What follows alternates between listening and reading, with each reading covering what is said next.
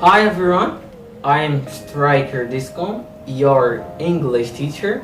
In this video, I am going to teach you 5 sentences that can help you to practice your linking in English.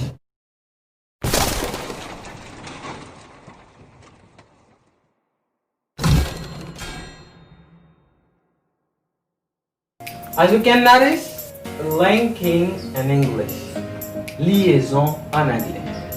Je dis à nous vous 5 phrases que vous allez vous faire liaison là-dedans. Si vous pas écrit pour pas comprendre. Liaison c'est façon pour capable lier mots pour parler tant pour yon natif. Nous souvent ouais gen on cap dit allez attendez yon américain qui parler, yo pas vraiment comprendre. Et c'est liaison ça qui fait qu'il y a quelques bagages qui fait ou pas vraiment comprendre. Et je dis à moi exemple ça avec 5 phrases comment pour faire liaison pour bien fluent in English. Okay. The first sentence is it is easy to speak English. It is easy to speak English. Si nous avons vin sous tableau, vin écrit pour moi, it is easy to speak English. What you want? Qu'est-ce que it is easy ça? Vous comprenez to speak English là, mais on va vraiment comprendre qu'est-ce que it is easy. Moi l'expliquer.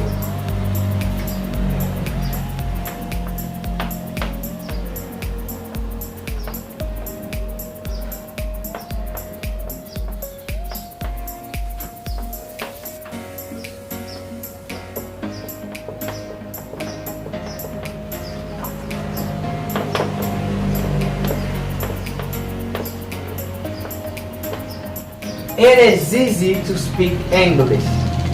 C'est liaison ça qui fait, si vous entendez phrase ça, qui fait ou pas comprendre. Vous comprenez to speak English, mais vous pas comprendre qui ça it is easy.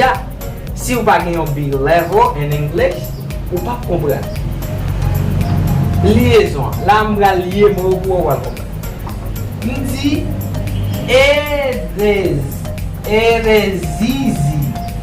On fait coller ça et puis on coller ça avec ça. On dit it is easy. Si tu tapes le mot tabou, tu dit it is easy. Mais liaison en dit c'est pour me dire it is easy. It is easy. It is easy to speak English. It's not English. It's English. It is easy to speak English. Ao capoazão de beginner, eu dizia, yo, it is easy to speak English. Sabe de mim? It is easy to speak English. Là, là que eu conduisons très bien. Là, on va démontrer au bon anglais. On dit, it is easy to speak English. Okay. Secondly, deuxièmement, nous gagnons. Yesterday I took a course. Wow! Você sabe de lá. Yesterday I took a course. Sabe que took a course lá? Bora explicar. Yesterday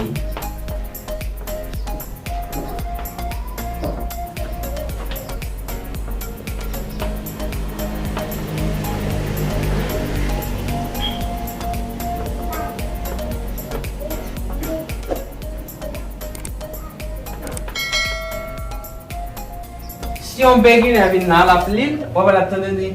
Yesterday I took a course. No.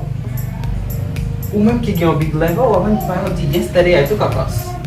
Yesterday I took a course. Là on fait liaison. Took a. Yesterday I took a course. Ok? Là, ça c'est deuxième phrase que vous avez liaison. Il y a pile liaison. Il y a pile phrase pour faire liaison, là qui va parler, ou coller, ou lier, ou faire liaison, qui est vraiment belle. Ok? Deuxième phrase là c'est yesterday I took a course. I took a course. Là si on ne parle pas big level, on dit oh, désolé. Yesterday I took a course. Comment yesterday I took a course là? Vous pas comprendre. Mais les qui ou qu'on fait liaison, ou qui t'en comprendre qui ça mon a dit. Yesterday I took a course. Yesterday I took a course. After the third sentence is that's an umbrella. That's an umbrella. That's an umbrella.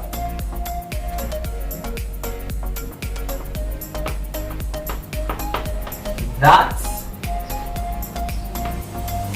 an umbrella. That's an umbrella. Ça c'est un parapluie. That's an umbrella. Ça c'est un parapluie. That's an umbrella. Mais si un beginner, il y a un monde qui fait capable de prendre le that's an umbrella. No. Soit fait liaison, on dit that et vous liez ça on dit that's an umbrella. That's an umbrella. That's an umbrella. Okay? That's an umbrella. Oh, that is an umbrella. Quatrième question, c'est turn on the light bulb. Turn on the light bulb. Turn on the light bulb. Turn on the light.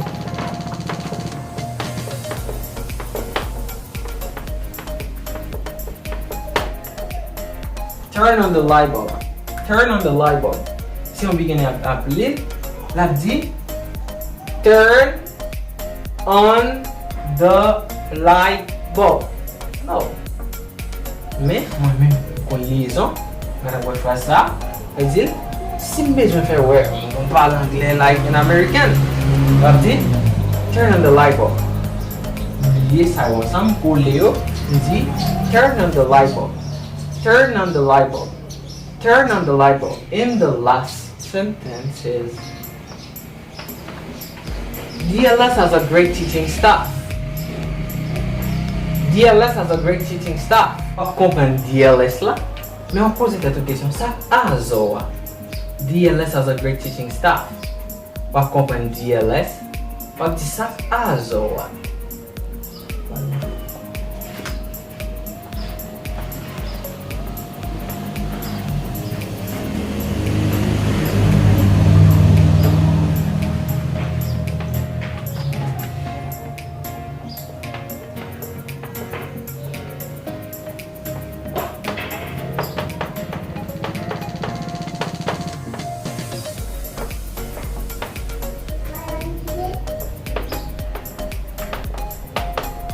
DLS has a great teaching staff. DLS has a.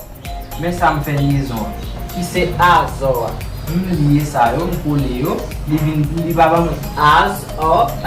DLS has a great teaching class or staff. No. DLS has a great teaching staff. Là où l'île comme un américain. DLS has a great teaching staff. Staff DLS là, c'est des bons professeurs, ok? DLS has a great teaching staff. Now, let's make a review for you. First, it is easy to speak English. It is easy to speak English, but it is easy to speak English. No, I say it is easy to speak English. Yesterday I took a course. That's an umbrella.